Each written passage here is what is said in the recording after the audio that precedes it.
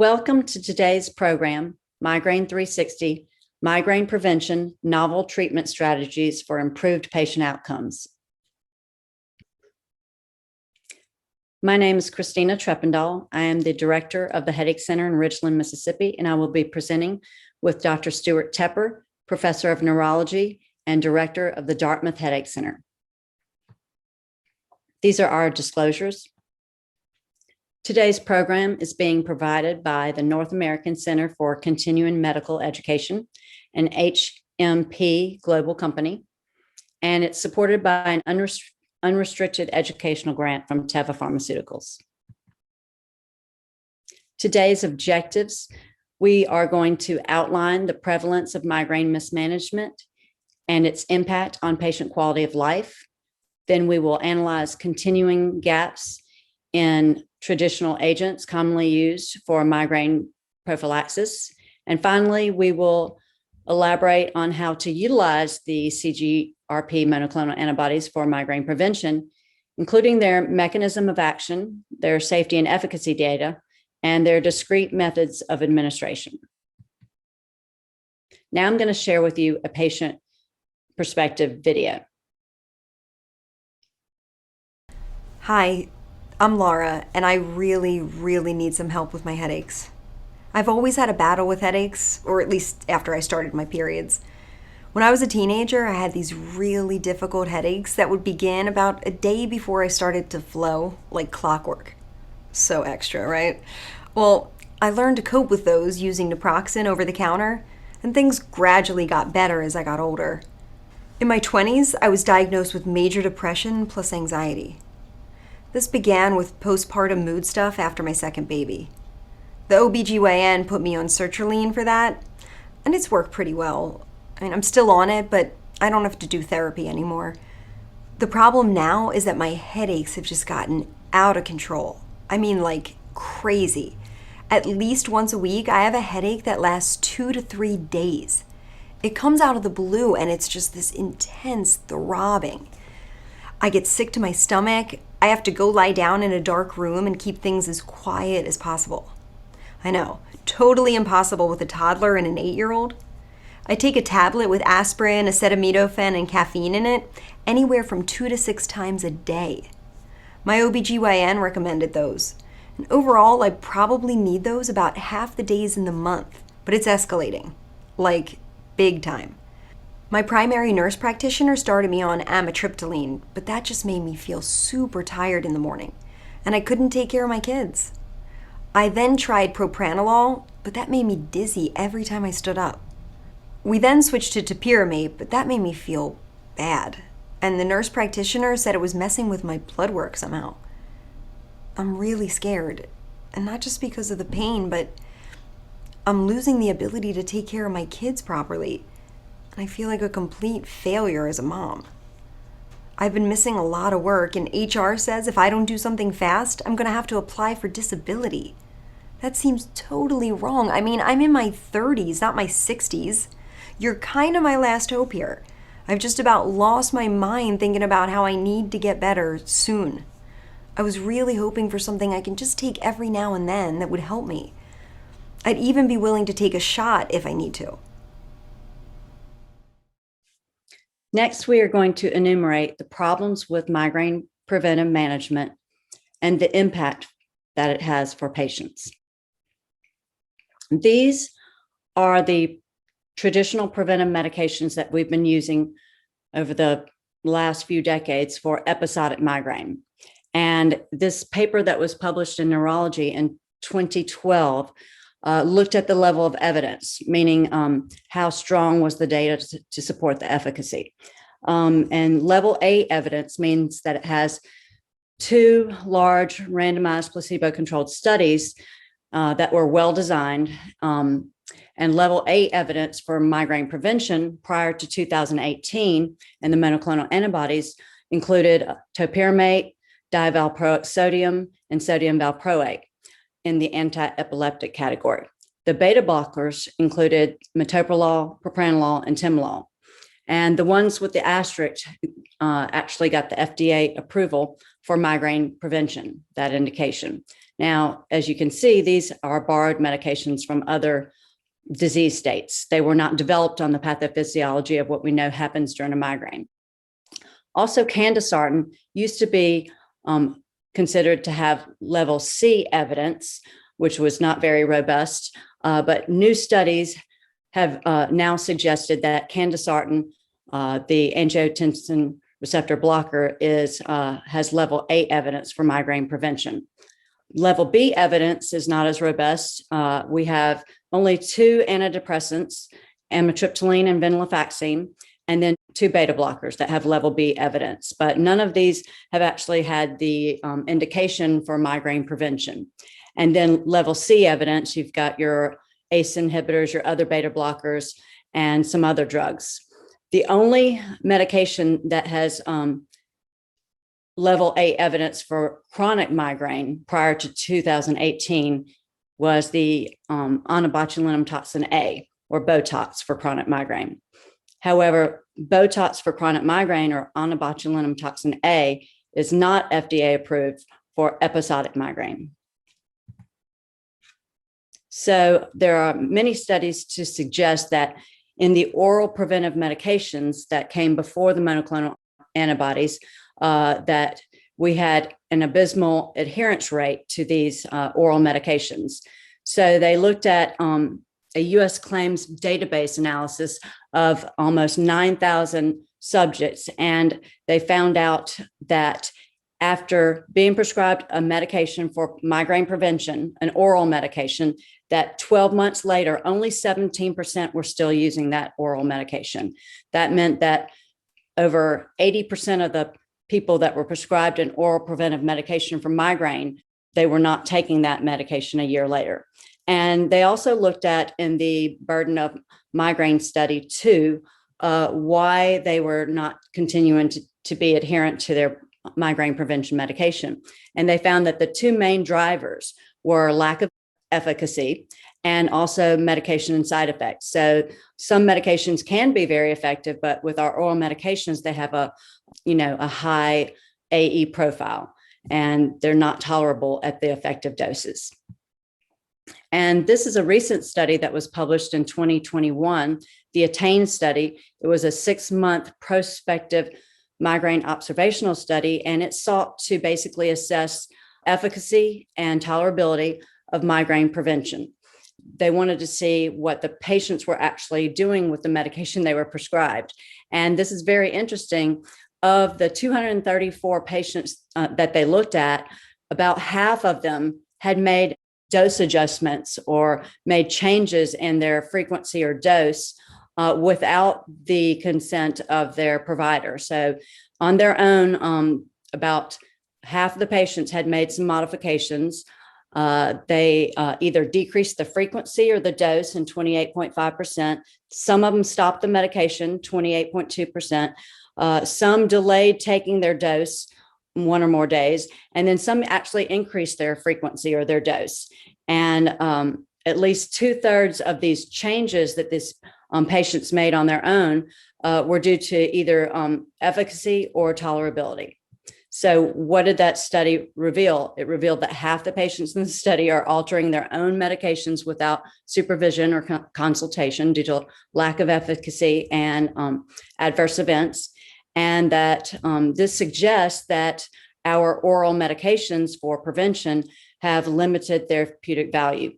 And the self-adjustments can cause problems, potentially serious problems, including seizure withdrawal if you abruptly discontinue one of your anti-epileptic drugs. And you can also have withdrawal arrhythmias from stopping something like a beta blocker. And then on the flip side, if you're actually increasing the frequency and the dose of your medication, you can have even more of the side effect profile. And this was from the Global Burden of Disease that was published in 2016, where the World Health Organization looked at all the different disease states that can cause years lived with disability. And I believe they were looking at over 300 diseases that could cause disability. And they found that migraine and low back pain were the top 2 leading causes of years lived with disability. Now, a couple of years later, Dr. Steiner published, once they were allowed to use medication overuse and include medication overuse with your migraine disability, that low back pain is number one for the total years of lived with disability in the world. However, if you exclude the elderly population and look at only the population under age 50, the number one leading cause of disability in the world is migraine. So what are some of the consequences for the patients in these gaps? Basically, you've got absence of the migraine specific prevention, like the anti-epileptic and the antidepressant and the hypertension meds, have led to years of untreated disability. And migraine is in the top 5, according to the World Health Organization. But under age 50, like I said, it's number 1. And then when you don't have a migraine specific prevention, that leads to people stopping taking their medication within the first year of treatment. That doesn't mean they were all cured, but 83% discontinued at least 12 months.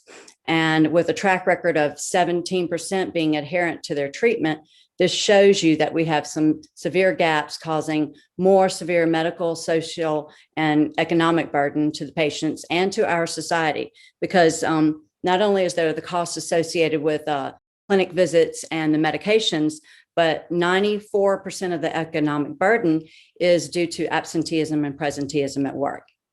And Botox, or onabotulinum toxin A, has better adherence than the oral medications, but as I said, it's only FDA approved for chronic migraine. So we're going to go into another treatment gap, the disabling high frequency episodic migraine. So in the American Migraine Prevalence and Prevention Study, they discovered that people don't just start in chronic migraine. They evolve from episodic migraine to chronic migraine, and that each year, an individual with episodic migraine has a 2.5% chance of transforming or progressing into chronic migraine. And there are certain risk factors that make that even higher. If you don't get an effective abortive medication, so if you take an abortive medication or an acute attack medication, such as a triptan or another medication, and you don't get to pain zero in the same day, you're going to have a 6.5% chance of transforming into medication overuse headache and chronic migraine. So effective abortive is really important as well. So there's low frequency episodic migraine, and that's less than 10 headache days per month. However, a lot of our patients come back and they've got 8 headache days 1 month, but the next month that could be 10 headache days. And then if you're treating on 10 or more days per month, you're going to be at risk for medication overuse headache. And then you're going to be, if you're having 10 to 14 headache days per month this month, you could easily be having more the next month and then be in the chronic migraine category. So they looked at who goes from having chronic migraine, which is 15 or more headache days per month, and then goes back to the high frequency or the low frequency migraine, which is where we would like these people to be. And in 1 year, about 56% regress back to episodic migraine. And in 2 years, it's about 66%. And this is from the Cameo study. And what they did is they looked at patients that were being treated for chronic migraine, and their curve of if they're having more than or less than 15 headache days each month. And what they found out was that 75% of those who have the diagnosis or meet the diagnostic criteria for chronic migraine, at least once in the year, if they're following them on a quarterly basis, at least once in the year, they'll fall below that 15-day threshold, especially if we're trying to get their headaches down, and they'll go below the 15. So they'll be in the episodic migraine category. So this shows, the sine wave basically shows that people who have chronic migraine or high frequency episodic migraine, they fluctuate. And, some months are more stressful. You've got weather changes depending on whether patients are living, barometric pressure, allergies, and stressful life events. And so no one actually just stays always in the either chronic migraine or in the high frequency episodic migraine, it's an ebb and a flow. And then this is the criteria for chronic migraine. Basically, according to the International Classification of Headache Disorders 3, you have to have a history in the past 3 months of at least having 15 or more headache days per month, with 8 of those being migrainous, meaning they are either severe, they're causing disability, or they would be treated with a acute migraine medication. And medication overuse headache, you have to have this for at least 3 months prior, treating the headaches with abortive medication at least 10 or more days per month. Now, on the right, you'll see that there's new proposed criteria for chronic migraine.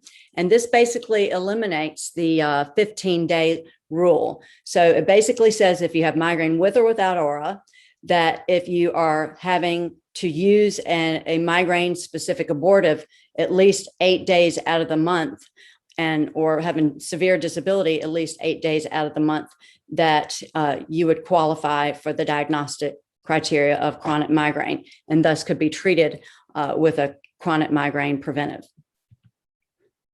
We're going to go into detail more on the triptans, ergots, CGRP antagonists, and the 5-HT1F agonist.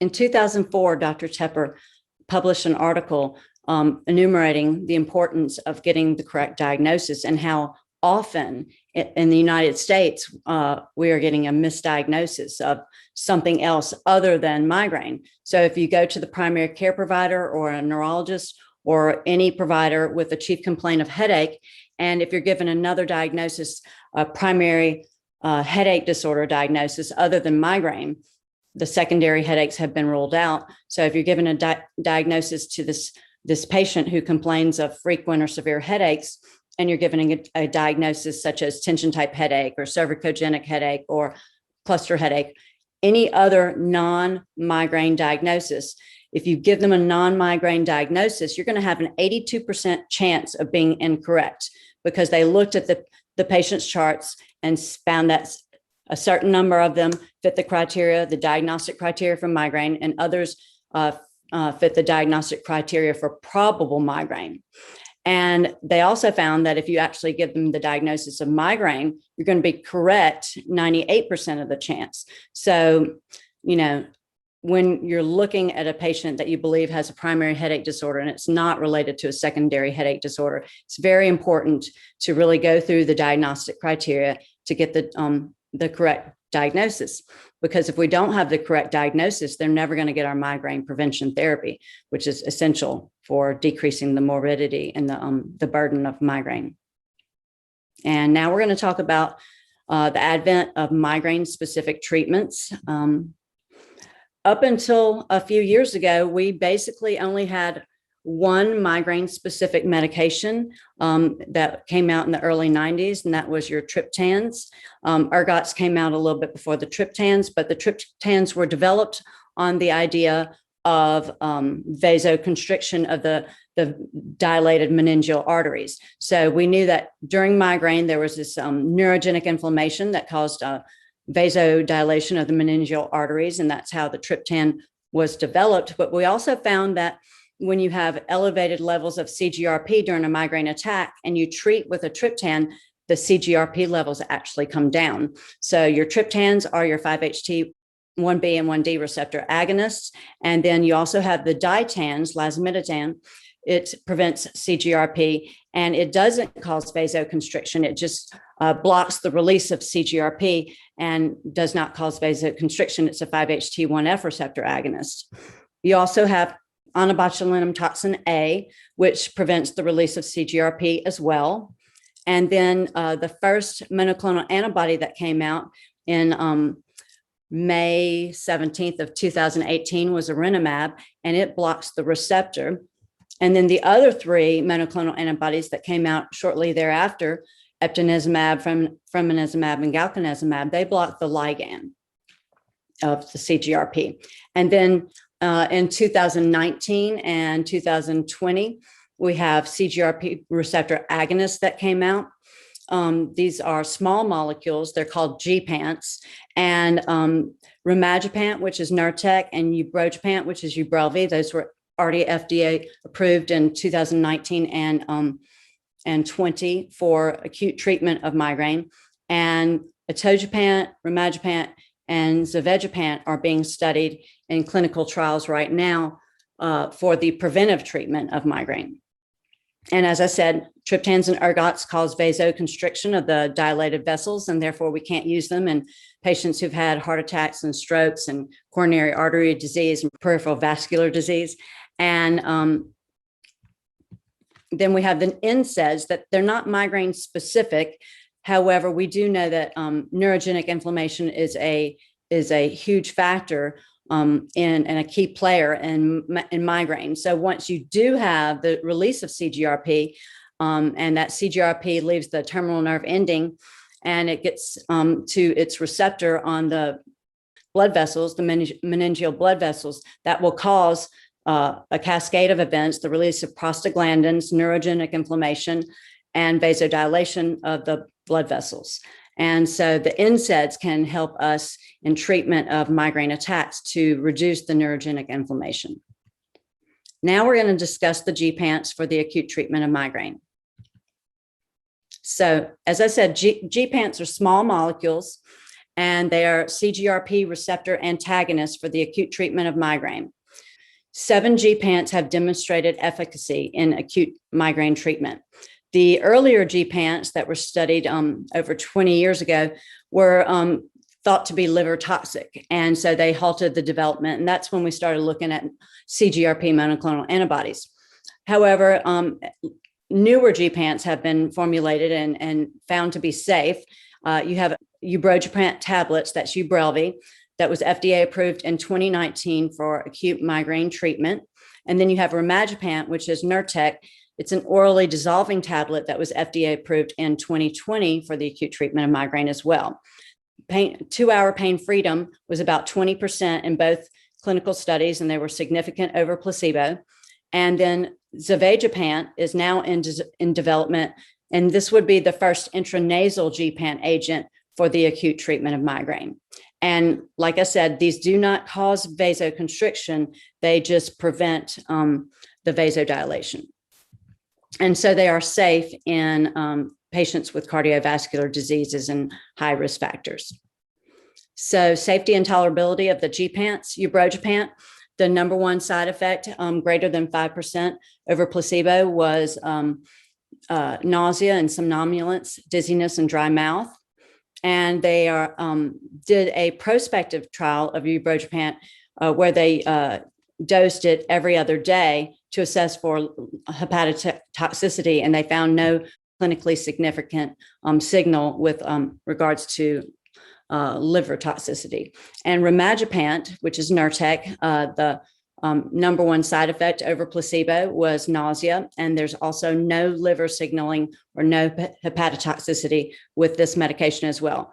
Both GPANTs are metabolized in the liver by the CYP3A4 enzyme, and GPANTs are remarkably well tolerated, and they appear to be very safe. So far, GPANTs appear to be safe with vascular disease. GPANTs do not cause vasoconstriction, but rather they prevent vasodilation. In ubrogepant's pivotal trials, they allowed subjects in the studies that had major cardiovascular risk factors, and they did not see any increased signaling or treatment emergent adverse events related to cardiac disease. In 2019, the American Headache Society published a position statement offering advice as to who should be offered one of these new acute treatment agents with the GPANs or the DITANs. And they basically said that, of course, anyone who has a contraindication to a triptan or an ergot should be offered these new medications because, these new medications, they don't cause vasoconstriction.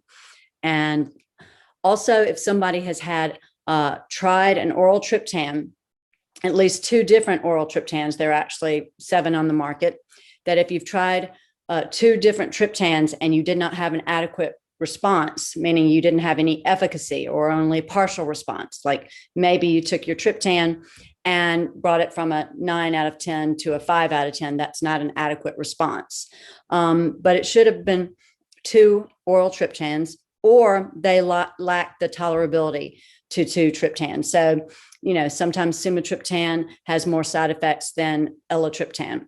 So that you should have tried 2 different triptans, and some people just can't tolerate any of the triptans due to the triptan side effects. Or if it is determined by the healthcare provider and the patient in a patient-reported outcome questionnaire, then they should be offered a newer medication, the GPAPs or the ditans. One thing's important is that you should treat with the older medications for at least 2 attacks to evaluate the efficacy and the tolerability. Trying a dose of one triptan one time is insufficient, according to the American Headache Society. The GPAPs for potential migraine prevention. Now, this is, they're not been FDA approved yet. The GPAPs do not cause medication overuse headache or rebound. Actually, we think that they are protective against MOH because we've discovered that the frequent use of GPAPs in migraine leads to a reduction in attack frequency. Rimagepant was studied for migraine prevention, and FDA approval is expected in 2021.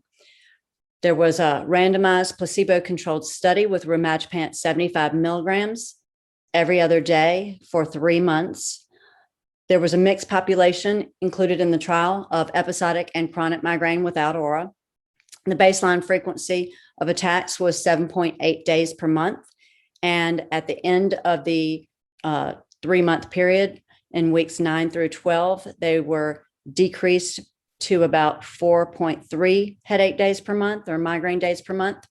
And this was a gain of 3.5 days per month by the subjects enrolled in the study. And this did separate from placebo.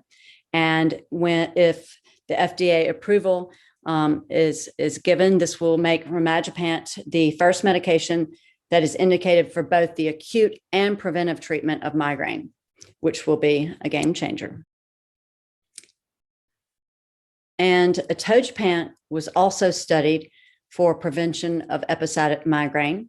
And the data shows that in episodic migraine, when they were looking at patients that had 7.4 to 7.8 migraine headache days per month, they studied atogepant at many different doses from 10 milligrams once a day to 60 milligrams twice a day over a 12-week period.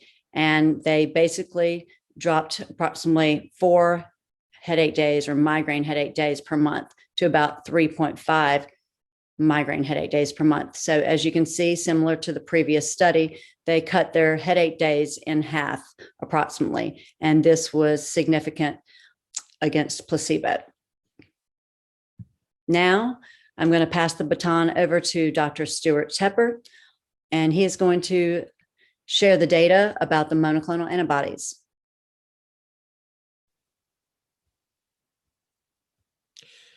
Thank you, Christina, and it's my job to talk about monoclonal antibodies. I'd like to add some additional new information on monoclonal antibodies so that attendees get a little extra out of this particular presentation. The advent of the monoclonal antibodies occurred because the early GPAPs were liver toxic, and monoclonal antibodies are removed by the reticuloendothelial system, so there has been no liver toxicity. They differentiate from GPAPs in that they are large molecules that do not, for the most part, penetrate the brain and are peripherally active.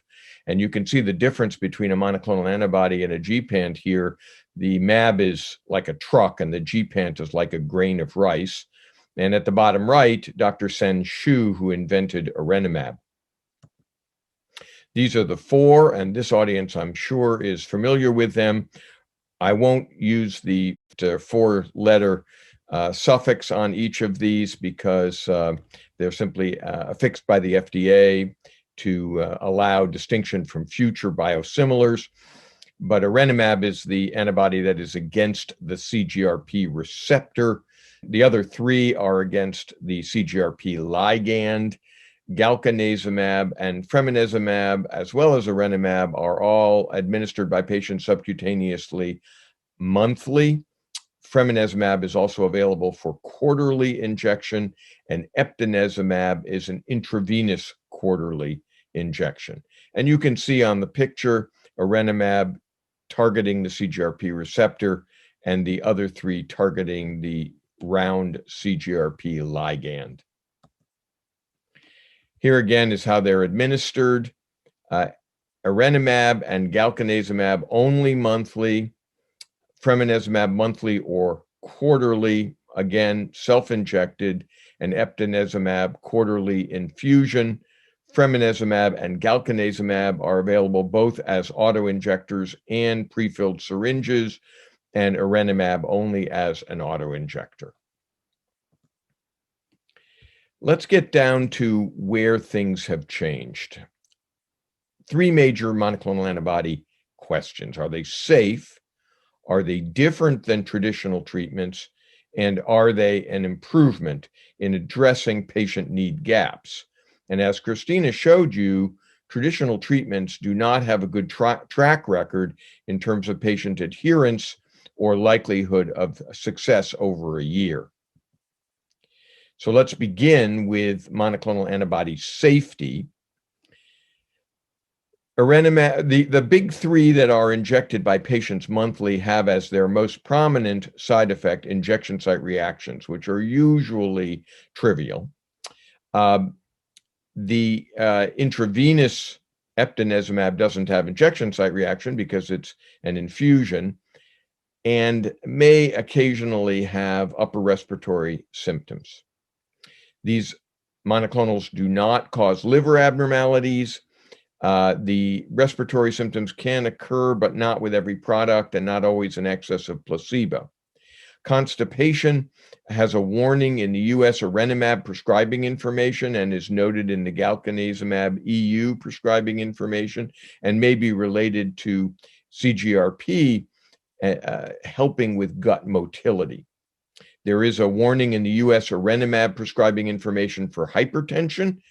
This is somewhat controversial, but merits monitoring for all of the monoclonal antibodies. And there's been a question of whether losing CGRP or its receptor would result in loss of compensatory vasodilation and vascular protective mechanisms in the setting of ischemia.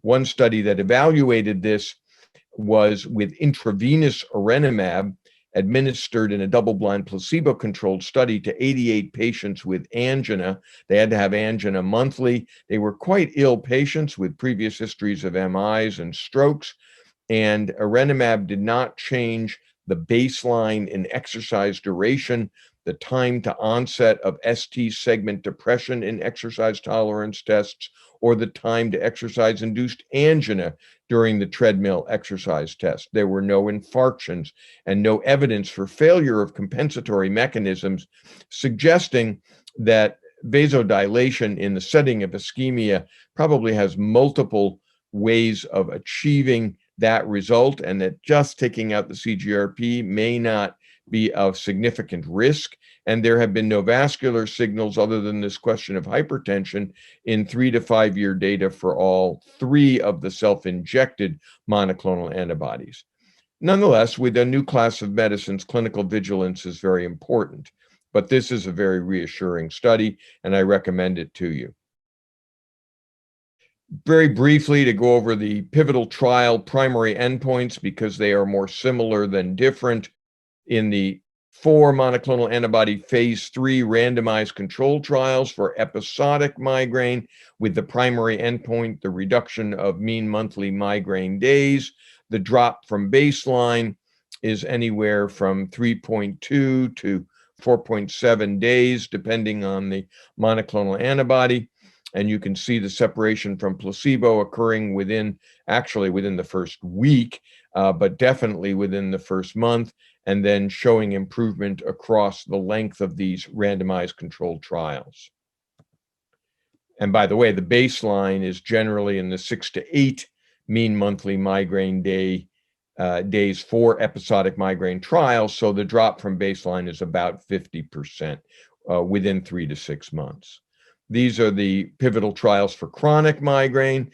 The baseline is 16 to 18 migraine days per month, and the drop is, as you can see, anywhere from 4.3 to 7.7 days per month across the 3-month trials. So pretty dramatic responses for both chronic and episodic migraine in the regulatory trials that led to the approval. The secondary endpoints are where things get quite interesting, and this is where we have some additional information. First of all, in responder rates, we get really unprecedented 75 and 100% responder rates for these monoclonal antibodies across time. These are the galcanezumab trials, which were 6-month trials, and Noah Rosen published these data in Headache. And you can see, for example, in the 100% responder rates by month 4 through 6, between 16 and 18% of patients have at least 30 days in a row of no headache. And if one looks at the 75% responder rate, meaning that they have at least a 75% reduction in mean monthly migraine days, by month 4 to 6, you're at 41 to 44%. So 40% of patients have at least a 75% reduction in mean monthly migraine days. You're doing pretty well, because that is the level of responder rate that Richard Lipton has linked to decreased disability. And again, for eptinezumab, if one looks across a year in the randomized control trial, now we're not even talking open label, the data I'm showing you are placebo controlled. At a year, eptinezumab 300 milligram, 54% of patients had at least a 75% reduction. So more than half the patients had at least a 75% reduction in mean monthly migraine days. So these are unprecedented responder rates compared to our traditional treatments. The onset of effect in the studies was also very rapid, always within a week for the injectables, whether one looked at episodic or chronic. You can see arenimab over on the left. Fremanezumab was able to show reduced likelihood of migraine by day 2 in patients that had had at least 2 to 4 previous preventive medication failures. And in eptinezumab, a prospective outcome measure of the likelihood of a migraine within 24 hours of the infusion showed for both episodic and chronic migraine greater than a 50% drop in the likelihood of a migraine within 1 day of the infusion. These are, again, are virtually unprecedented onset of effect data, and not everybody gets them. So I caution patients that we need to take time to see benefit. 6 to 8 months is what I've been recommending, but I'm not surprised when very quick responses are reported by patients. What about our target patients? Those with a lack of response to multiple previous preventive medications. We now have 3 randomized controlled trials on patients who had at least 2 to 4 previous preventive medications fail for them. And in all 3 studies, arenimab, fremanezumab, and galcanezumab, the new drugs worked very well, probably as well as they worked in the patients who were naive to previous preventive medications.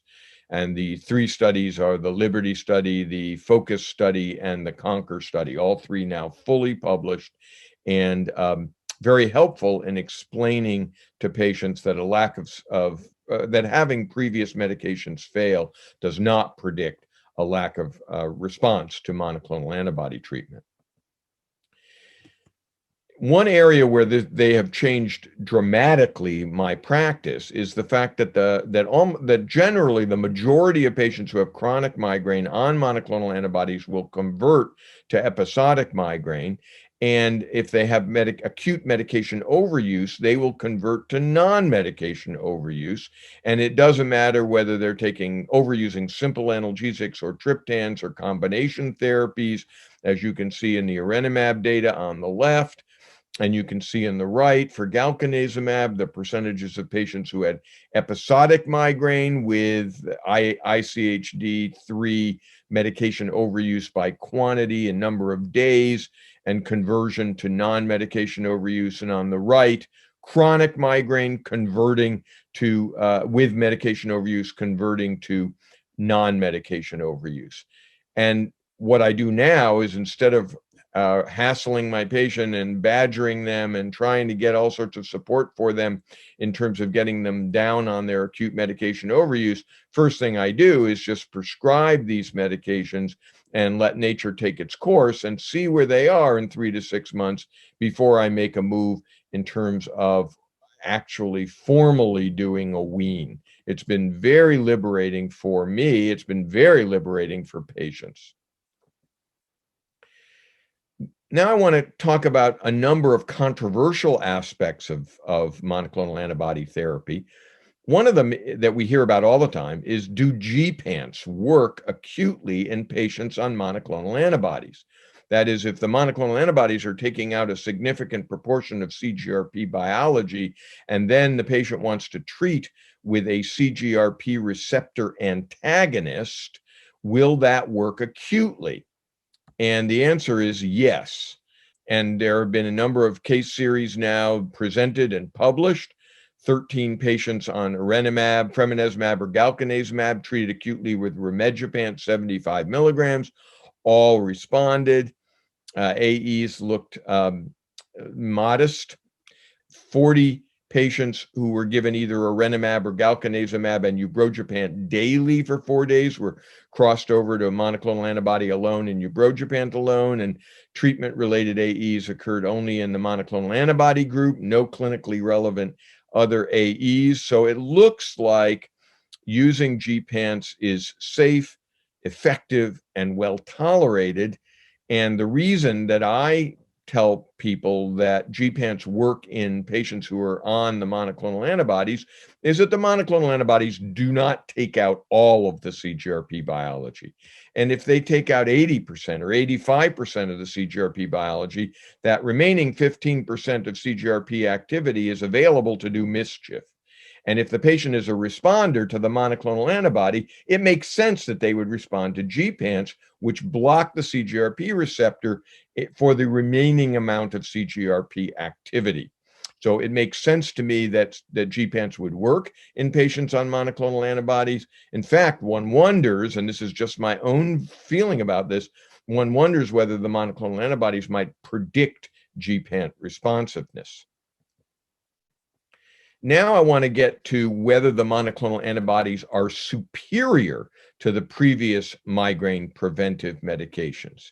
There have been specialists who simply look at the 50% responder rate at 3 months in the randomized control trials, or look at therapeutic gain and say there's no advantage here. There's no movement. There's no paradigm shift. But I think we have enough evidence now to say that that's not the case. So let's compare monoclonal antibodies and the older migraine treatments by placebo-subtracted analyses. Now, in order to do that, we have to go through some terms that were invented by the Bombardier Group in the UK. We all know therapeutic gain, which is the active response minus the placebo response. But NNT is the number needed to treat, which is the reciprocal of the therapeutic gain. And for NNT, the lower the value, the better. You don't want to have to treat a lot of patients before you see clinical benefit compared to placebo. Therapeutic harm is the active adverse events minus the placebo adverse events. Number needed to harm, or NNH, is the reciprocal of therapeutic harm. And for NNH, the higher the value, the better. You want to treat a lot of patients before you see an adverse event or an AE. And you can also calculate an NNH to NNT ratio, which is referred to as the likelihood of being harmed or helped, and the higher the value, the better, because the NNH is in the numerator. You would want a very high value before you see a side effect compared to a treatment. So the NNH to NNT or LLH ratio describes the value of an intervention as a risk-benefit analysis number, which is placebo subtracted. And we now have two large evaluations of monoclonal antibodies and of our previous treatments that use these kinds of analyses. This was a study published by Pam Vo in Cephalalgia in 2019. And on the left, you can see chronic migraine. And she evaluated erenumab, topiramate, and onabotulinum toxin A. And if we look at the NNH to NNT ratio, and remember, the higher the value, the better, you can see that for erenumab, the numbers are 42 and 143, while for topiramate and onabotulinum toxin, the numbers are 2 to 4. This strongly suggests superiority for erenumab when taking into account the entire picture of adverse events and efficacy, placebo subtracted. On the right, you can see the episodic migraine data that she generated. And again, the LLH ratio should be as high as possible. For erenumab, it was 167, while for topiramate and propranolol, it was 2. So the adverse event profile of the monoclonal antibodies overwhelms the traditional medications in terms of likelihood of being harmed or helped. Now, a few more definitions. NNT 50 is the number needed to treat for a 50% responder rate. So the lower, the better. NNH SAE is the number needed to treat before seeing a serious adverse event. The higher, the better. NNHD minus AE is the number of patients needed to be treated for a patient to experience an adverse event that will lead to treatment discontinuation. That's what the D is, discontinuation. And again, the higher, the better. This is a study that was published this year in Cephalalgia by Drelia, and it evaluated multiple monoclonal antibodies and previous treatments. And if we look at the NNT 50, the number needed to treat for the 50% responder rate, remember, the higher the better. These are pretty low numbers. And for NNT, Drelia and colleagues did look at the number needed to treat. And in that particular case, the number needed to treat was somewhat similar and not clearly superior to the topiramate. However, when one looked at the NNH to the serious adverse events, where you don't want a serious adverse event, you want very high numbers. Here you see for erenumab, NNH to serious events, 300, 150, 57 for galcanezumab, 89, 74 for fremanezumab, 110, 742. So the lowest was 57, the highest was 742. If one looks at topiramate for the number needed to harm to get to a serious adverse event, 7 to 50. Again, that suggests a very significant difference in the monoclonals versus the topiramate. And this is before a study that I'm about to tell you. Here's the number needed to harm to get to discontinuation. And again, you want the higher the number, the better. 5,665 for fremanezumab. 53 was the lowest number for galcanezumab. 8,251 or 2,132 for eptinezumab. Side effects in general do not lead to discontinuation of monoclonal antibodies, while here for topiramate and propranolol, 7 to 11. Look at the difference in the number of patients needed to treat to get to a discontinuation level adverse event for topiramate or propranolol, 7 to 11, for fremanezumab or eptinezumab, 5,000 to 8,200, and even for erenumab, 70 milligrams, 71. So a very dramatic difference in the number needed to treat to get to discontinuation, the number needed to harm. The adverse events really look like they're making a huge difference here.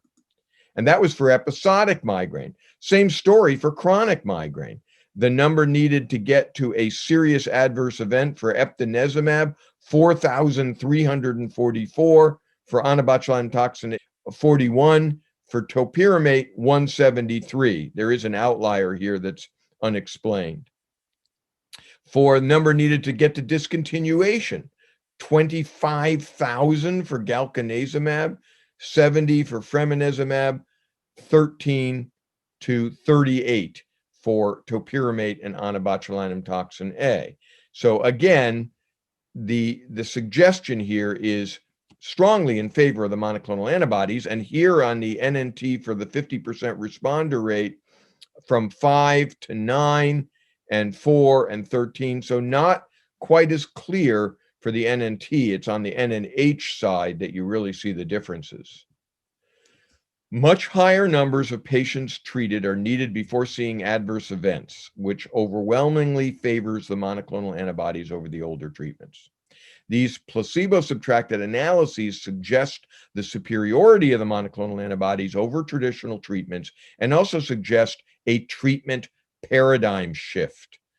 And I'll just quote from the Drelly article, the anti-CGRP monoclonal antibodies as a class treatment and individually performed significantly and consistently better in all three benefit risk assessments, NNT, NNH, and LLH, versus standard anti-migraine treatments. And remember, these are placebo-subtracted analyses taking into account both tolerability and safety and also efficacy. Now, to do a direct comparison, and I only have what's in a press release on this, the Hermes study in Germany was a prospective randomized controlled trial of 777 patients randomized to erenumab, 70, 140, or topiramate with the usual 6-week titration to 50 to 100 milligrams. Primary endpoint was very useful clinically. It was the treatment discontinuation due to adverse events during the double-blind treatment period. And the secondary endpoint was at least a 50% reduction in mean monthly migraine days. And both endpoints, according to the press release, demonstrated superiority for erenumab over topiramate for efficacy, tolerability, and adherence, which goes back to what Christina showed and what the ATTAIN study showed. And this study, once it becomes fully published, can be very useful in us explaining why there has been a shift and why the monoclonals are superior to the previous treatments. Because what good does doing preventive treatment do if the patient doesn't take the preventive treatment due to lack of efficacy or adverse events? Another common question is whether one can combine monoclonal antibodies and onabotulinum toxin A. There are scientific reasons that Rami Burstein has championed. Onabotulinum toxin A, or Onabot, inhibits release of CGRP, inhibits unmyelinated C fibers, and inhibits wide dynamic range neurons in the spinal trigeminal nucleus. Fremanezumab targets the CGRP ligand, atogepant blocks it, and fremanezumab and atogepant both inhibit thinly myelinated A delta fibers and inhibit high threshold neurons in the STN. And when Onabot and atogepant are administered simultaneously, they reduce CGRP activity by different mechanisms. They inhibit both the C and the A delta fibers, and both the WDR and the HT neurons, and the Onabot is preventing the release of the CGRP. We have clinical evidence supporting this synergy. The Georgetown retrospective series with an N of 50 showed that Onabot alone reduced chronic migraine days by 11, a little over 11, but the combination almost 15 days. The combination was well tolerated. This was Onabot plus erenumab. A Montefiore series presented at the AHS meeting last year. Onabot alone, close to 11 drop from mean monthly migraine days in chronic migraine patients. The combination, 16.6 days. And Blumenfeld just published a series in Pain Therapeutics, 257 patients with a mean of 21.5 mean monthly migraine days, up to 12 months of combined therapy. Anabot alone dropped the mean monthly migraine days by a little over 9, and Anabot plus a monoclonal antibody dropped it by 13. These studies suggest synergy in combining Anabot plus monoclonal antibodies for prophylaxis. Next, I'd like to show you a patient perspective video on what this paradigm shift means. So this cool auto-injector thingy is working really well for me. I appreciate your nurse taking the time to show me how to do it. Injecting myself in the office the first time allowed me to have the confidence that I could do it on my own. I can't believe the difference. I mean, for the past 6 months, it's just been a game changer. I could tell in the first month that the headaches were less frequent and less intense. They also didn't last as long. I'm down to headaches now that last less than a whole day. Sometimes they're mild enough that acetaminophen alone will work for me, and I usually don't have to take those more than 2 to 3 days per month. I haven't had to take sumatriptan for rescue in months. Last month, my boyfriend and I had a celebration dinner when I was able to mark off 30 straight days without a headache. Of course, 2 Pinot Noirs meant that I had a headache the next day. Lesson learned, right? The treatment's like way easy. I just auto-inject in each thigh and in my belly, and it gets a little red for a day or so afterwards, but nothing too bad. I can't believe I only have to do it 4 times a year. I feel like I have my life back. I'm a good mom again, I'm a fun girlfriend, and I go days without thinking about headaches. Migraines aren't running my life anymore. I am.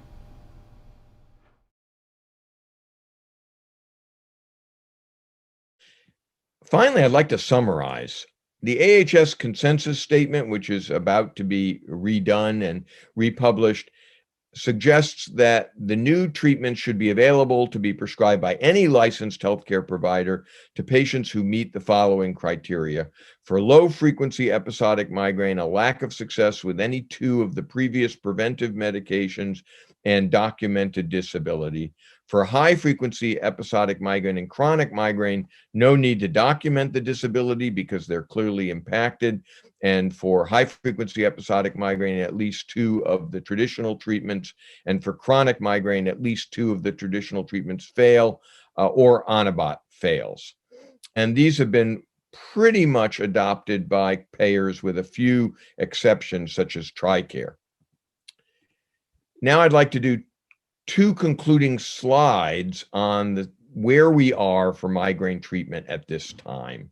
This is a paradigm shift time. It's really exciting, and it's really important to note this. Traditional prevention was continued by only 17% of patients across a year, and exercise and clinical futility, suggesting a large gap in migraine patient need despite very high disability. Monoclonal antibodies are superior to traditional treatment when efficacy and adverse events are evaluated in rigorous placebo-subtracted analyses. Arenimab turns out is superior to topiramate when studied directly and prospectively for adherence, efficacy, and tolerability. Monoclonal antibodies work well in the target population for whom traditional medications fail. And monoclonal antibodies generally convert the majority of patients from medication overuse to non-overuse with no further intervention.